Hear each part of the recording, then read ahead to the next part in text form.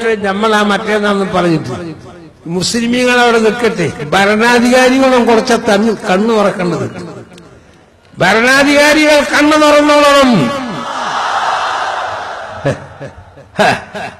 വഖഫ് ward ആർക്കല്ലെന്നാണല്ലോ വഖഫ് സംരക്ഷിക്കാനുള്ളതല്ലേ. വഖഫുള്ള ഓരോറ്റ നമ്മളെ സുന്നികളാരുമില്ല. ഹജ്ജ് കമ്മിറ്റിയിൽ ഒറ്റൊന്നുമില്ല. ഇതാരുണ്ടാക്കിയത്? നിങ്ങളെ രാഷ്ട്രീയ? നമ്മൾക്കൊരു രാഷ്ട്രീയവും ഇല്ല. നോയിക്കോ, അടുത്ത തെരഞ്ഞെടുപ്പിൽ ഒരൊറ്റ ഒന്നിന് വോട്ട് കിട്ടൂല കേട്ടോ. സുന്നികളെ സഹായിക്കാത്ത ഒരൊറ്റ ഒന്നിനും വോട്ട് കൊടുക്കുന്നു.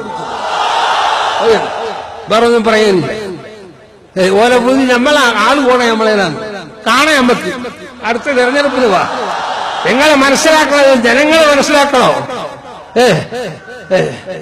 മലപ്പുറത്തെന്തേക്കുന്ന മുട്ടിപ്പടിയിൽ ഒരു തങ്ങളുടെ ദർശനത്തിന് അവിടെ കുറെ സ്ഥലങ്ങളൊക്കെ നിൽക്കും. സ്ഥലത്തൊക്കെ തുടങ്ങി നോക്കിയപ്പോ ആളങ്ങ് അവിടെ സ്കൂൾ കൊടുക്കൂല, വെച്ചു കൊടുക്കൂല.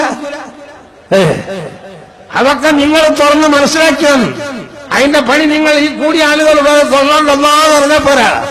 എല്ലാ സ്ഥലത്തും അത് നിങ്ങൾ കാണാം. അതിനാ ഞാൻ പറയുന്നത്. നമ്മക്കാരെയും പേടിയില്ല. അള്ളാഹിന്റെ റസൂലിനെ പേടിച്ച ആരെയുടെ പേടിക്കേണ്ടത്? നമ്മൾ ദുനിയാവിന് നിലകൊള്ളുന്നില്ല. അതുകൊണ്ട് ഹക്കിന്റെ മനുഷ്യ ഹക്കുമല്ല അടിയുറച്ച് നിൽക്കണം എപ്പോഴും. ആ നിരക്ക് അള്ളാഹു നമ്മളെ നിലനിർത്തി തരട്ടെ. എന്നാൽ നമ്മക്കാരും പേടിക്കേണ്ട ആവശ്യമില്ല.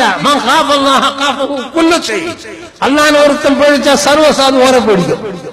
ഓരോരുത്തരെ പേടിക്കേണ്ടി വരും. അങ്ങനല്ലേ ചരിത്രം അന്ന് മുതൽ നിന്നുവരെ. അതുകൊണ്ട് സുന്നത്ത് ജമാഅത്തിൽ അടിയുറച്ചു നിന്നോ. ഓരോ ഓലപ്പാമ്പ് കൊണ്ടും പേടിക്കണ്ട. ചിലപ്പം ബുദ്ധിമുട്ടുകൾ ഉണ്ടാകും, ഇടങ്ങേറുകൾ ഉണ്ടാകും. അതൊക്കെ തരണം ചെയ്യുന്നവൻ അള്ളാഹുവാണ്. അള്ളാഹുവിന്റെ സഹാബത്തിന് നബിയും എത്ര ബുദ്ധിമുട്ടുകൾ തരണം ചെയ്തിട്ടുണ്ട്.